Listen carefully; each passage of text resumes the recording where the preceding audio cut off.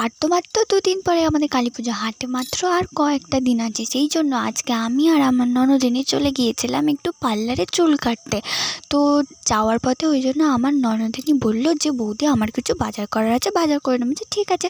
সেই জন্য আমরা বাজারের ওখানে দাঁড়িয়ে আছি। দেখো ওর আলু কেনা হয়ে গেছে। কাকুটা আলুগুলো ওর ব্যাগে ঢেলে দিচ্ছে। অনেক আলু নিয়েছে, সেই জন্য হাফ হাফ করে ও আলু নিয়েছে। আলুর বস্তাগুলো আমরা ওখানে রেখে দিয়ে পার্লারে চলে এসেছি। সাইকেলটা রেখে পার্লারে দিদির কাছে ঢুকে গিয়ে দেখি পার্লারে দিদি অলরেডি কাউকে একটা আইব্রো করে দিচ্ছে। এরপরে আমার ননদিনী চলে গেল চুল কাটতে। ও ইউকা চুল কেটেছিল, তো ওর পরে আমি চুল কাটিয়েছিলাম পার্লারে। দিদি আমাকে বলেছিল তোকে কোনো কাটিং করে দেবো না, তো চুলটা শুধু শুধু কেটে দেবো, আমি সেভ করে দেবো। যে ঠিক আছে তুমি তাই করে দাও বলতে আমার চুলটা দিদি শুধু স্টেপ কাট মানে শুধু স্ট্রেটভাবে কেটে দিয়েছে, কারণ আমার চুলটা একটু নষ্ট হয়ে গেছিলো ওই জন্য। তো তারপরে আমরা চলে গিয়েছিলাম একটু পঞ্চমদোলে, একটু মেলাতে। পঞ্চম দোল ছিল যেহেতু আজকে, সেই জন্য কারেন্ট চলে গেছে। দেখো কারেন্ট চলে গেছিলো বলে ওই জন্য লাইট জ্বালে করতে হয়েছিলো।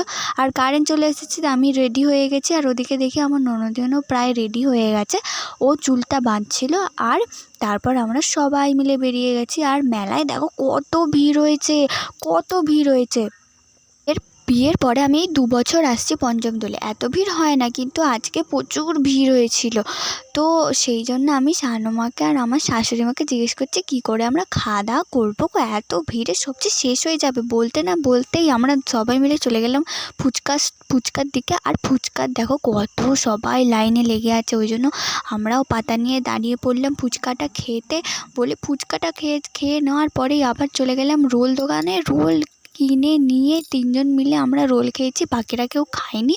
তো সেই জন্য তারপরে মির্চেটু ওখান থেকে বাদাম কিনে নিয়ে এসে আমরা মাঠে বসে সবাই মিলে একসাথে মাঠে বসে বাদাম খাচ্ছিলাম। দারুণ লাগছিল। সবাই ফ্যামিলির সবাই একসাথে গিয়ে বাদাম খাওয়ার মজাটাই আলাদা। সত্যি করে ফ্যামিলির সাথে কোথায় গিয়ে আনন্দ করার ব্যাপারটাই সেই। তো বাড়ি এসে গেলাম, আবার দেখাবে পরের ভিডিওতে। টাটা।